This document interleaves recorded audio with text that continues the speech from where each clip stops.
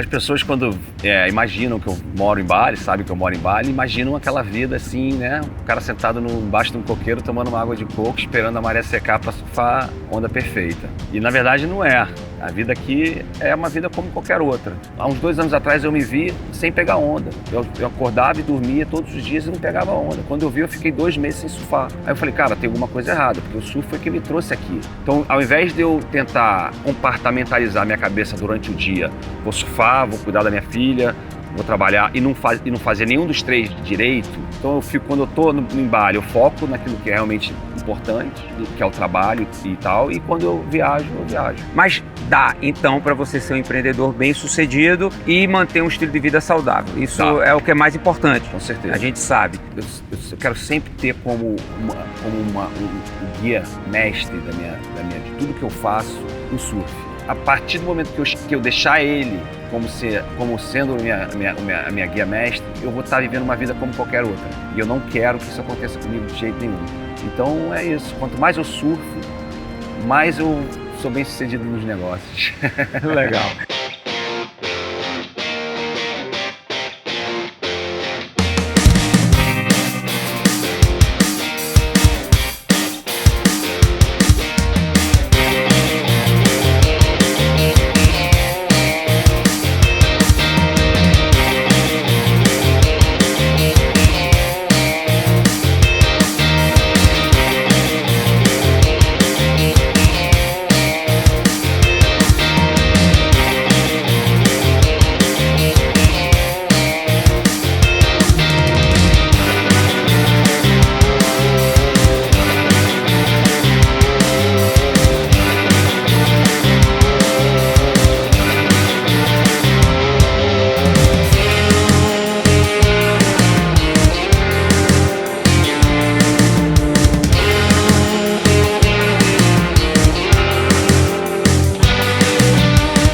Tony Portinari conheceu a Indonésia em 1996, quando tinha apenas 19 anos. Voltou para o Rio de Janeiro, estudou, começou sua vida corporativa, mas nunca deixou de pensar em voltar para Bali com condições para poder viver o seu sonho. É possível viver em Bali e empreender? Quais são os desafios da vida nessa paradisíaca ilha hoje em dia? Entre uma sessão de surf e outra em Mentawai, tivemos esse papo pé na areia. Confira. Se eu fosse um garoto e não conhecesse o Tony Portinari, não conhecesse a tua história e tivesse o sonho de viver na Indonésia, num lugar tropical, num lugar que a economia está crescendo, está bombando, que trabalha com turismo, porque eu quero estar perto desses elementos, porque eu gosto do oceano, pratico o esporte no oceano, gosto de clima tropical. Quais seriam os conselhos que você daria, né, para essa pessoa? Pode ter pouca grana no bolso e vou investir all in na Indonésia. Eu acho assim, a Indonésia, Bali, tem uma questão importante. Assim, se você quer vir para cá, para se estabelecer aqui, você tem que empreender, porque é praticamente impossível, é muito difícil você arrumar um emprego aqui, um emprego que te financie viver aqui. É difícil. São poucas as pessoas que têm essa oportunidade, porque na maioria das vezes os empregos são preenchidos pelos locais, né? Porque os locais, eles têm uma demanda salarial muito mais baixa, ou seja, você consegue pagar um salário menor. Um expatriado, normalmente você vai ter que pagar um salário alto para ele vir para cá, e fora que você vai ter que passar por um processo de legalização formal do trabalho, que também é custosa. Então é difícil a pessoa vir para cá e falar, eu vou trabalhar para isso, vou fazer isso. O mercado também é muito mais fechado para proteger o local, entendeu? Em vários aspectos. Então, eu acho que é importante a pessoa já ter isso em mente e ter um dinheiro para investir, para poder a partir dali ele crescer, mas ele tem que ter algum recurso inicial para investir. Legal. E com o crescimento natural de Bali nos últimos anos, e o aumento da demanda, os preços, porque na verdade na Indonésia, em Bali principalmente, o mercado que mais tem possibilidade da pessoa ir bem é o mercado de hospitalidade, seja com restaurantes, seja com hotéis. Não tem muitas outras oportunidades além dessas duas. né? Por exemplo, dar aula de surf não pode, é fechado só para os locais. Abrir uma loja de aluguel de moto, de carro, também não pode, é só para os locais. Então tem uma série de negócios que são exclusivos dos locais. Você não pode se envolver. Ótimas dicas, hein? Eu não sabia disso. Então, assim, e aí os negócios de turismo que exigem um investimento mais alto, que é restaurantes e hotéis, esses negócios os estrangeiros têm mais abertura, mais chance de investir. Uhum. E até para gerar emprego para os locais. Uhum. Então eu acho que a primeira coisa é isso, você tem que ter uma reserva. E como também o dinheiro no Brasil, o real é desvalorizado, antigamente você conseguia ficar em Bali um mês bem por $1.000. Hoje em dia você não consegue menos de $3.000. Se você vir passar férias, você tem que vir preparado, porque você não vai conseguir ficar por menos de $3.000 por mês. E para morar também, os lugares mais legais hoje em dia, a maioria das pessoas quer alugar as casas por temporada, ou aluguel curto. Então é muito difícil você conseguir, isso é um dos maiores desafios hoje, até para a gente que mora aqui, é conseguir alugar uma casa legal por longo prazo, né? por 1 ano ou 2 anos, porque a pessoa sempre vai preferir alugar Airbnb, alugar pouco. Então é uma barreira de entrada difícil que você tem que saber. Aí vai até aonde às vezes você pode se afastar um pouco dos lugares principais que você sempre imaginou morar. Por exemplo, eu quero morar em Binguim, quero morar em Uluwatu, mas lá está muito caro. Sai um pouquinho, se afasta um pouco, já consegue morar bem, pagando bem menos, entendeu? Pois é, então na realidade o que você está falando, você tem que se adaptar à realidade atual, né? Então você está querendo vir para Bali hoje, praticamente assim, só 2 opções. Ou você tem muito dinheiro, né, e fica bem confortável aqui e empreende se quiser ou não. E se quiser realmente morar, tem uma reserva para poder empreender e viver daquele teu empreendimento. Aí, legal, então vamos lá. Eu acho que a gente tem muito mais pessoas que não têm dinheiro e querem viver esse sonho do que pouquíssimas pessoas que têm muito dinheiro e vão querer viver esse sonho, né? Para essas pessoas que têm pouco dinheiro e querem viver esse sonho, né? Que é viver num país tropical, onde a gente sabe que o índice de violência aqui é bem menor, apesar de ter o analfabetismo aqui é baixíssimo, né? Uma taxa de 97%. Existe aqui uma educação, né? A gente sente que é como se fosse mais leve viver em Bali do que viver no Brasil. A gente que é brasileiro, a gente sabe disso, né? Então você tem uma qualidade de vida melhor aqui. Mas se eu venho aqui para empreender a gente sabe que é responsabilidade, né? É dia a dia no balcão, é ver contas, é fazer um negócio acontecer e ser positivo. Como é que você faz para você manter o equilíbrio entre ser um empreendedor aqui e ter uma qualidade de vida boa? Porque existe hoje um caos também em Bali, né? Um crescimento desgovernado. Com certeza. A gente vê um trânsito horrível, né? Não é o que era antes. Como que você vê isso? E quais são as dicas que você daria para essas pessoas que estão com esse sonho de viver aqui em Bali e vão empreender e de repente acham que vai ser fácil, que vai abrir alguma coisa e vai estar surfando final de tarde, vendo o nascer do sol, o pôr do sol? Essa é uma boa pergunta, uma pergunta que muitas pessoas me fazem, porque as pessoas quando imaginam que eu moro em Bali, sabem que eu moro em Bali, imaginam aquela vida assim, né? O cara sentado embaixo de um coqueiro tomando uma água de coco, esperando a maré secar para surfar onda perfeita.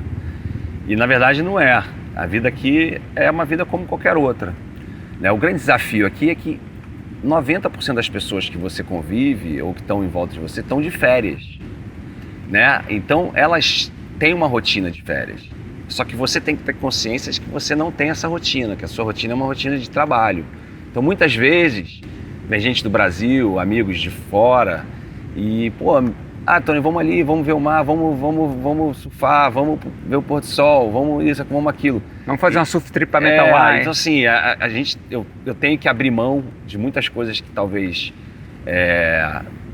eu jamais abriria mão para poder realizar um sonho maior do que o dia a dia só, que é poder realmente criar uma estrutura de uma condição de vida para mim, para minha família e só trabalhando muito como qualquer outro lugar do mundo. Então, assim, a vantagem aqui em Bali, onde eu faço meus negócios, os meus negócios são muito próximos uns dos outros, né? Então, isso foi uma estratégia que eu fiz de propósito, exatamente para fugir dessa questão do trânsito. Porque há uns anos atrás eu já percebi que Bali tem um problema de infraestrutura muito grande, né? Infraestrutura de ruas, infraestrutura de saneamento básico, é muito precário, muito mais do que o Brasil, por exemplo. Está bem atrás, principalmente Bali, né? Assim, as ruas são muito apertadas, elas foram feitas para carros mais estreitos, para moto na maioria das vezes. Então o trânsito se tornou um fator meio que fora de controle em Bali hoje em dia. E se você resolve ter uma vida em Bali onde você tem que se deslocar de um ponto A, ponto B, ponto C da ilha, você fica preso no trânsito metade do teu dia. Então, acho que uma dica, uma coisa legal que eu consegui fazer é ter os negócios próximos uns dos outros. Então, isso me dá facilidade de conseguir administrar todos esses negócios durante o dia, né? E eu também perdi um pouco essa necessidade de surfar todos os dias, né? Porque o surf é um esporte que toma tempo, né? Não entrou na quadra energia de treino, também, né? Entrou na quadra de treino, bateu bola uma hora e foi embora. Então o surf ele requer tempo e requer um estado de espírito também. Então o que eu há uns 2 anos atrás eu percebi que eu ficava lutando contra essa realidade. Contra essa realidade. Até que eu pensei assim, como é que eu vou fazer para conseguir realmente ser feliz? Mantendo, porque há uns 2 anos atrás eu me vi sem pegar onda. Eu acordava e dormia todos os dias e não pegava onda. Quando eu vi, eu fiquei 2 meses sem surfar. Aí eu falei, cara, tem alguma coisa errada, porque o surf foi quem me trouxe aqui, em primeiro lugar. Então não posso nunca esquecer disso. O que me trouxe aqui foi o surf. Por mais que hoje em dia eu tenha outras prioridades, aquela tem que estar na minha lista de prioridades em algum lugar. Então eu falei, cara, tem uma coisa que eu preciso fazer para isso. Então o que eu resolvi fazer de uns anos para cá que tem funcionado bem, é que eu tenho focado o meu surf, vamos dizer assim, sempre nas viagens onde tem swell, onde tem ondulação. Então eu acordo, olho, né, a previsão das ondas para as próximas 2 semanas, identifico aonde que vão ser os melhores dias daquelas próximas 2 semanas, já organizo a minha agenda, tanto família, quanto trabalho, quanto, enfim, da minha vida em geral, em função daquelas datas. Então, dá um exemplo, se daqui a 5 dias vai ter um swell, e eu decido para onde eu vou de acordo com a direção, de acordo com a maré, como é que vai estar naquela semana, e eu decido, vou para tal lugar, vou para Lombok, eu vou para Sumbawa, né? Porque aqui a gente tem essa facilidade de viajar entre as ilhas. E aí eu defino a minha vida, então eu consigo ficar esses dias que antecedem a viagem tranquilo, faço meus exercícios, mantenho a minha rotina de saúde, faço uma viagem de 3 dias, onde a minha cabeça se volta toda para o surf. Então, ao invés de eu tentar compartimentalizar minha cabeça durante o dia, vou surfar, vou cuidar da minha filha, vou trabalhar e não fazer nenhum dos 3 direito, que é o que estava acontecendo. Eu não conseguia surfar direito, não conseguia ficar com a minha filha porque eu ficava pensando no surf e não conseguia trabalhar direito porque eu pensava... Então, eu resolvi fazer assim. Então, quando eu estou em Bali, eu foco naquilo que é realmente importante, que é o trabalho e tal, e quando eu viajo. Então isso foi uma mudança de mindset, né? Foi um shift de perspectiva. Olha, não tá bem do jeito que eu tô querendo fazer tudo ao mesmo tempo, não tá dando certo, você organizou tua agenda, mas dá então para você ser um empreendedor bem sucedido e manter um estilo de vida saudável. Isso é o que é mais importante. Com certeza. A gente sabe. E explica como é que é essa burocracia de morar em Bali e ter um negócio em Bali. Não é tão simples assim. Não, eu acho que uma coisa que me faz gostar muito de trabalhar aqui são exatamente as pessoas. A maioria dos meus funcionários, 95% dos meus funcionários, hoje eu tenho 130 funcionários, entre os hotéis e o restaurante. 125 são locais, da Indonésia, né? E aí são de diversas ilhas, Java, Bali, Flores, Sumba, Lombok, diversas religiões, né? Tem muito cristão, muito católico, muçulmano, hindu, todos juntos, sem menor problema, todos se entendem super bem. E o indonésio, ele é muito grato. Ele tem uma característica que eu admiro muito e que eu acho muito importante em qualquer pessoa, e principalmente nas pessoas que trabalham com você, que eles são muito gratos, eles são muito, e ao mesmo, isso acaba que eles se tornam fiéis. Então, se você é um cara legal, se você cuida deles bem, eles fazem tudo para você, eles trabalham muito bem. Foi uma surpresa muito grata para mim, essa questão. A maior dificuldade é a mão de obra altamente especializada. Essa mão de obra é mais difícil. Então, se você é uma posição de gerência de operações de um hotel, aí já fica um pouco mais difícil de achar, porque não tem tantas faculdades, o ensino superior não é tão forte quanto nos outros países. Então, para essas posições, muitas vezes eu acabo importando, expatriando. Eu tenho hoje no meu restaurante 2 brasileiros que são gerentes, que cuidam do restaurante para mim. Eu estou abrindo esse hotel novo, estou trazendo um garoto da Espanha, que trabalhou em hotelaria na Espanha. Então, para essas posições mais estratégicas, é um pouco mais difícil. Mas abaixo dessas posições, são todos indonesianos. E o balinês, o indonesiano, ele tem uma forma de receber as pessoas, eles têm um jeito muito bom, natural deles, né? De receber, fazer as pessoas se sentirem bem. Legal. Né?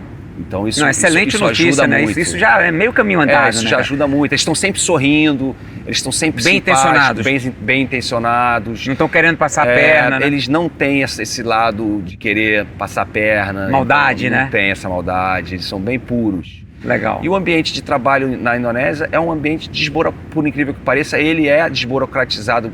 Até comparado ao Brasil, ele é muito mais simples. Você tem muito menos burocracia, a taxa de imposto é menor, a burocracia é muito menor. Então você vai abrir uma empresa, você abre uma empresa em 5 dias aqui na Indonésia, né? Você tem dois tipos de empresa. Tem uma empresa que você tem que abrir, que você abre com um sócio local, que é uma PT local, que a gente chama. E se você não tiver um sócio local, você pode abrir uma empresa só com estrangeiro, que é uma PT PMA, que aí é 100% capital estrangeiro. As duas funcionam da mesma maneira. Né? Os meus negócios são... E atuar no mercado local com essas duas empresas é simples? É simples. Legal. As minhas empresas, para cada negócio eu tenho uma empresa, elas são todas de capital estrangeiro. Né? Eu não tenho nenhum sócio local nas minhas empresas e funciona normalmente. É um pouco Você tem um sócio no terreno, né, que você compra, não é isso? Você pode comprar um terreno e ser seu, se você tiver um sócio indonesiano, você pode, ele botar no nome dele. Você pode botar um terreno numa empresa sua, e aí você não precisa desse sócio indonesiano. Ou você pode fazer um leasing, né, que é o que a maioria das pessoas fazem. Você aluga o terreno durante 25 anos. E depois dos 25 anos você tem o direito de renovar esse leasing por mais de 25 anos, baseado no valor de mercado. Né? Aí só Deus sabe quanto que vai estar valendo aquele terreno daqui a 25 anos. Cara, tô adorando esse papo. Eu tenho certeza que se eu fosse um jovem empreendedor e quisesse morar em Bali, eu iria ver e rever esse conteúdo, porque é muita coisa que você sabe. Eu estava dando uma olhada em alguns dados do turismo da Indonésia, né? Em 2024 foram 6,3 milhões de turistas que vieram visitar aqui as ilhas, né? Eu acho que só Bali eu estou falando, tá?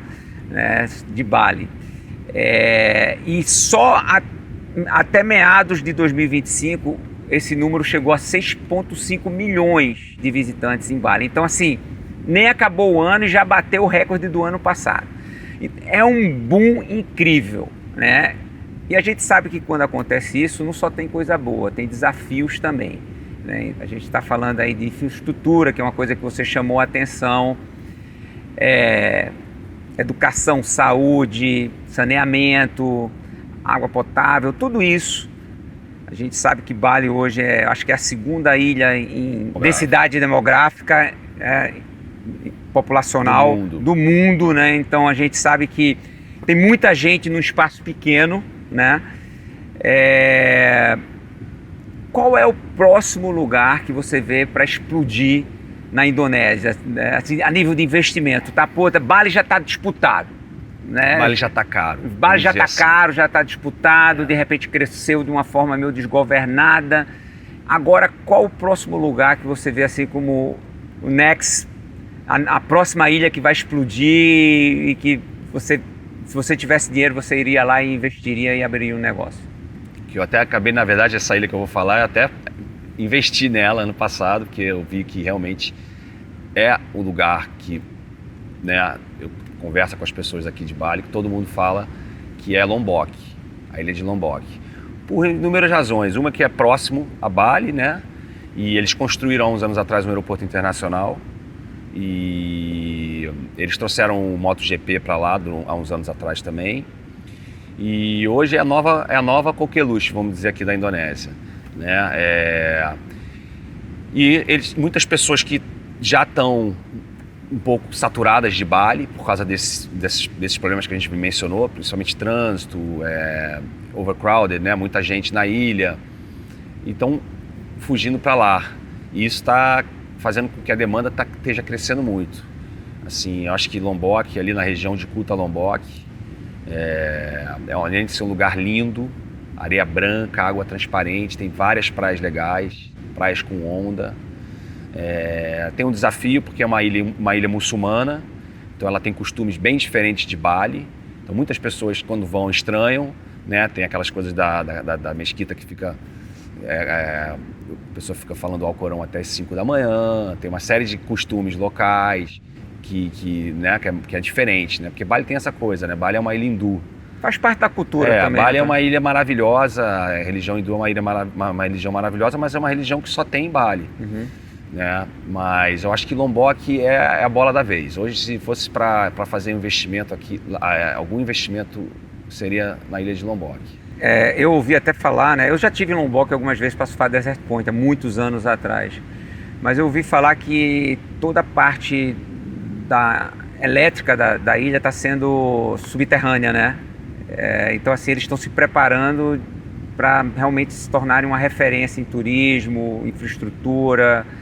Sim, eles tem um projeto, tem uma área muito grande na ilha de Lombok, perto de Kuta, que se chama Mandalika, que é como se fosse uma Nusa Dua, que foi feito na Nusa Dua lá em Bali, que é um crescimento projetado, que a gente chama, com estradas. Foi lá que você comprou o terreno? Foi perto dessa área de Mandalika. Legal. Acaba que em volta da área também se beneficia vamos dizer, pelo planejamento, né? Uma listinha de coisas do que não fazer, sabe? Eu tô chegando aqui na Indonésia, o que é que eu não posso? A gente sabe que a droga aqui é intolerável, né? Sim. Então a gente tem alguns casos, tudo. Então, primeira coisa na lista é não tente entrar com drogas no país, né? Nem usar drogas também, nada, porque realmente aqui, principalmente em Bali tem uma cultura muito forte contra qualquer tipo de droga, né? É importante você não infringir as regras, porque acontece muitas pessoas, porque como muitas regras e muitas leis aqui não são impostas, né, de forma clara, você acaba caindo na falsa armadilha de que, vou dar um exemplo, a área é uma área de agricultura, que a gente chama de Green Zone, que é uma área que, teoricamente, você não deveria construir, porque é uma área de preservação, uma área você pode só fazer agricultura. Muitas pessoas vêm e falam, mas se esse cara aqui construiu, eu vou construir também. Mas, não vai acontecer nada. Se acontecer alguma coisa, dá um dinheirinho, aquela cultura do jeitinho. Do jeitinho. E eu acho que muitas vezes a pessoa cai nessa armadilha e mais cedo ou mais tarde alguma coisa vai dar errado. Então eu acho que você tem que, do mesmo jeito que você respeita as regras no seu país, você tem que vir para cá e tentar respeitar as regras daqui da Indonésia. Eu acho que você, como um estrangeiro, mais ainda, deveria vir para cá e respeitar as regras e não quebrar as regras se achando esperto. Eu vejo muitas pessoas fazendo isso e acabam se dando mal. Nessa questão de investimento, que meus investimentos, a maioria foram de mercado imobiliário, né? Compra de terreno, em cima do terreno construir alguma coisa ou vendia depois. Eu sempre criei essa regra lá atrás para mim e sigo ela, onde eu só invisto em áreas que são de tourist zone, que a gente chama. Eu aprendi vendo outras pessoas errarem e eu me informando e cada vez mais eu estou vendo que essas regras estão cada vez ficando mais rígidas. Então agora, nesse momento que a gente está vivendo, mais do que nunca, por causa do crescimento, por causa da quantidade de dinheiro que tem entrado em Bali nos últimos anos, para esse tipo de investimento, aí você começa a ouvir e começa a ver no noticiário situações em que um cara construiu um hotel numa área que não era permitida, deu 2 anos, a polícia foi lá e cassou a licença do cara, o cara teve que fechar o hotel. Então isso tem acontecido mais e mais e mais. Então acho que é preocupação, porque a maioria das pessoas que vai vir para cá vai investir de uma forma ou outra em mercado imobiliário, a maioria. Como as pessoas estão investindo e como está crescendo, né? E isso tem impactos na ilha. A ilha tem recursos limitados, né? A gente mora numa ilha, então assim, você vê hotéis, uma ilha que tem problema, por exemplo, de água, problema seríssimo, não tem água na maioria dos lugares, não tem água, na maioria dos lugares em Bali é caminhão-pipa. Lá em Uluwatu também? Lá em Uluwatu também, meus hotéis, meu restaurante, são 10 caminhões-pipa por semana, só para você ter uma ideia. Então assim, esses recursos, eles cada vez mais eles estão sendo pressionados, né? E o aumento de oferta, né, principalmente de hospedagem, a gente já viu o que acontece. A gente está vendo isso acontecer em Canggu, que era até pouco tempo atrás a grande coqueluche do turismo, e hoje em dia está decadente, porque muita oferta, a demanda já não está mais como era antes. O que acontece? Os preços começam a cair. Você não consegue mais cobrar $200 por dia numa casa. Para você poder alugar a sua casa, você vai ter que cobrar 100. Então, assim, as pessoas que estão investidas aqui, estão investindo aqui, elas olham para o lado e veem a quantidade de obra e a quantidade de coisas novas, de hotéis novos que estão crescendo, e começam a se questionar assim, até quando a gente vai ter essa demanda que hoje a gente tem. A taxa de ocupação, por exemplo, em hotéis em Canggu há poucos anos atrás era 90%, hoje é 70%, 65%. Então isso pode acontecer em Bali em geral, né? Então assim, com relação ao tempo de entrada, é claro que se você tivesse entrado aqui há 2 anos atrás, o teu investimento inicial para começar o negócio seria menor, praticamente a metade provavelmente. Hoje você tem que ter você tem que ter mais grana para dar a tua aposta. Para começar qualquer coisa, seja construir uma casa para você, seja construir um hotel, seja construir um restaurante, o valor para você investir hoje em dia é bem maior do que era antes. Tem mais turista também, então tem esse lado, né? Tem mais turista. Eu quando falo muito pela região de Uluwatu, que é onde eu conheço mais ali, que é a região que eu vivo. Você atua? Né? Onde eu atuo. Aqui é o sul de Bali, que é lindo. Canggu, Kuta, Uluwatu, essa região, que é onde o turismo está concentrado na ilha. Esses 6 milhões e 500 mil turistas por ano, provavelmente 70%, 75% ficam nessa área de Bali. O norte de Bali é pouco explorado ainda, turisticamente, é onde o governo de Bali está querendo investir. Então, eles falam muito em abrir um aeroporto no norte de Bali para poder dar uma separada, desafogar um pouco o trânsito, desafogar um pouco os recursos e separar um pouco isso, dividir isso pela ilha, não ficar todo mundo concentrado no mesmo lugar. Entendeu? Então acho que é uma tendência a que isso aconteça, né? O turismo se espalhar um pouco mais. Então acho que uma dica até que eu daria assim, às vezes para a pessoa que de repente quer investir, mas que já está caro no sul de Bali, procurar alternativas em outras partes da ilha, que daqui a 2, 3 anos vão estar também bombando, mas que hoje o ticket de entrada, o investimento é muito mais baixo, 1/3, 1/4 do preço que você gastaria para comprar um terreno, por exemplo, vamos dizer em Uluwatu, você comprando um em Amed, que é o norte de Bali, que é um lugar lindo, de mergulho, maravilhoso, um hub de turismo também. Então também ter um pouco essa visão, sair um pouco dessa visão fechada do sul de Bali, ali, dessa região, e olhar Bali como um todo, e olhar as oportunidades que de repente as pessoas não estão olhando tanto, que pode ser que ali esteja a nova corrida do ouro, entendeu? Legal, adorei. Eu quero vir com a minha família, tá? Eu sou um pai de família e estou querendo vir com a minha esposa ou né? Estou querendo vir com meu parceiro, minha parceira e com meus filhos. Eu posso vir tranquilo morar em Bali, tem educação, tem infraestrutura, tem saúde para minha família aqui? Então, tá melhorando, né? Eu ainda vejo hoje o maior desafio de todos os meus desafios, né?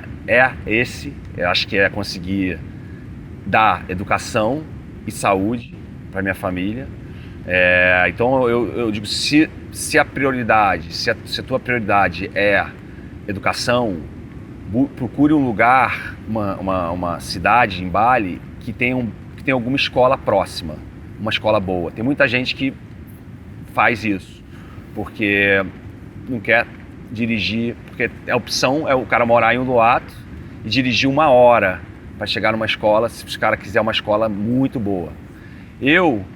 Minha filha estuda numa escola internacional, a 25 minutos da minha casa, então é legal, né? Não é uma escola das melhores escolas de Bali, mas é uma escola boa, mas ela ainda tem 10 anos. O meu desafio maior vai ser quando ela tiver 15 anos, né? Esse desafio. E a Green School? Então, muita gente vem com essa cabeça. O problema da Green School é isso, você tem que estar próximo dela, né? Ela fica mais para perto das montanhas e é uma escola cara. Tem muitas escolas internacionais boas aqui, mas que são muito caras. Por exemplo, a Green School, a mensalidade da Green School é $1.500. Então, se você tiver 2 filhos, 3 filhos, você faz as contas, você vê que realmente não é uma escola que é acessível para todo mundo, né? Ou seja, Bali ficou caro, né, amigo? Bali ficou caro e eu tenho amigos meus, por exemplo, que moram na Austrália e têm filhos pequenos e eles se questionam, pô, acho que eu vou para Bali.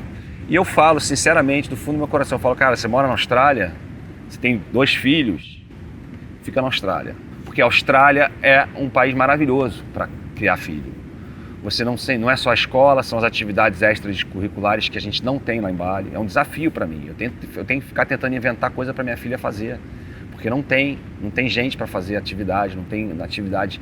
Então assim, eu falo, fica na Austrália, cria teu filho lá e vem passar férias em Bali. Legal. Entendeu? Mas está melhorando, assim, a saúde é uma questão também que a gente deixa muito a desejar. A saúde na Indonésia, porque tem um ponto que é chave nisso. A Indonésia, para proteger os médicos e os dentistas, eles não permitem que nenhum estrangeiro trabalhe como médico. Então, outro ponto interessante, hein? Então você não tem essa troca de conhecimento, né? Então fica o nível fica sempre médio baixo, né? Então, assim, uma coisa que eu recomendo, tem que ter seguro de saúde, isso é uma coisa que é fundamental, não dá para vir para a Indonésia, morar em Bali sem seguro de saúde, porque se você tiver algum problema e for num hospital bom aqui, é caro, muito caro. E você tem que ter um seguro de saúde que permita que você possa ser transportado, por exemplo, para Singapura, que é um hub de saúde maravilhoso. Porque se você tiver uma situação mais séria, 90% das pessoas acabam indo para Singapura se tratar.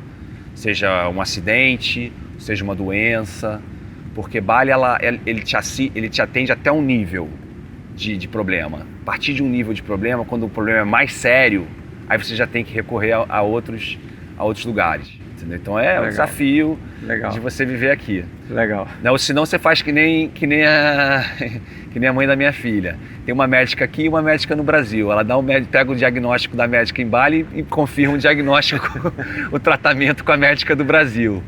Não tem jeito, tem esse esforço para fazer.